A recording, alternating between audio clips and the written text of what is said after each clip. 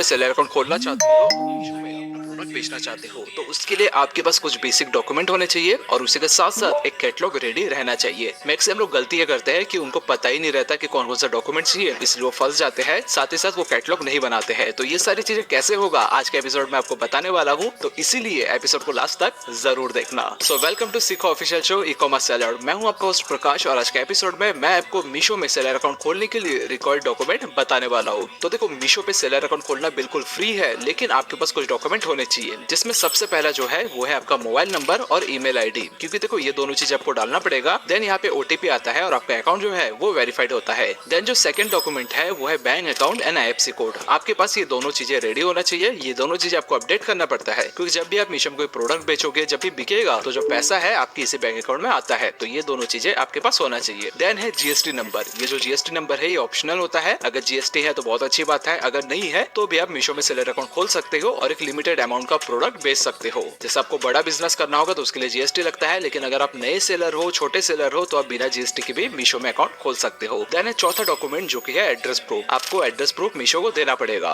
उसके लिए आप अपना रेंट एग्रीमेंट दे सकते हो, अगर आपका खुद का कोई प्रॉपर्टी नहीं है, या फिर इलेक्ट्रॉनिक बिल दे सकते हो, या फिर आपके पास आधार कार्ड है तो आधार कार्ड भी दे सकते हो। तो ये जो डॉक्यूमेंट है, ये सारे डॉक्यूमेंट मीशो के डैशबोर्ड में आपको अपलोड करना पड़ता है। देन है सेकंड स्टेप, जहाँ पे आपको अपना कैटलॉग रेडी रखना पड़ता है। देखो, मीशो में अगर आप प्रोडक्ट बेचना चाहोगे तो आपके पास एक रेडी कैटलॉग होना चाहिए। रेडी कैटलॉग में क्या क्या चीजें होती है? सबसे पहला होता है फोटोज। आप जो भी प्रोडक्ट बेचना चाहते हो उसके फोटोज आपके पास होने चाहिए। क्लियर बैकग्राउंड रखना, यानी कि जो बैकग्राउंड है वो व्हाइट रखना पड़ेगा, या फिर आपके पास अगर कोई मॉडल है तो मॉडल को पहनाओ, जिससे कि वो प्रोडक्ट देखने में अट्रैक्टिव लगे। सेकंड है, आपके पास उस प्रोडक्ट की डिटेल होना चाहिए, जैसे कि जो प्रोडक्ट आप बेच रहे हो उसका साइज क्या है, फैब्रिक कौन सा है, कलर ऑप्शन आपके पास कितना है और एसक्यू आपके पास कितना है। तो ये सारी डिटेल्स आपके पास होना चाहिए। कैटलॉग एक रेडी ऐसा आपके पास होना चाहिए। साथ ही साथ आपके पास उसका प्राइस भी होना चाहिए, यानी कि उसका एमआरपी क्या है, आप कितने में बेचना चाहते हो, ये सारी डिटेल आपके पास होना चाहिए। ये सारी डिटेल एक बार जब आप इकट्ठा कर लेते हो, देन आपको कैटलॉग बनाना है। तो थर्ड स्टेप में समझते हैं कि कैटलॉग आप कैसे बना सकते हो। तो देखो, कैटलॉग बनाने के 3 तरीके होते हैं। सबसे पहला, आप जहाँ से प्रोडक्ट ले रहे हो, यानी कि जो होलसेलर से प्रोडक्ट ले रहे हो, उसको अगर आप बोलोगे कैटलॉग बनाने तो वो कैटलॉग बना के दे देता है। लेकिन अगर वो नहीं बना के देगा तो आपके पास सेकंड ऑप्शन है, वो है canva.com। canva.com एक प्लेटफॉर्म है जो कि बिल्कुल फ्री है। वहाँ पे जाके आप अपने प्रोडक्ट का कैटलॉग बना सकते हो।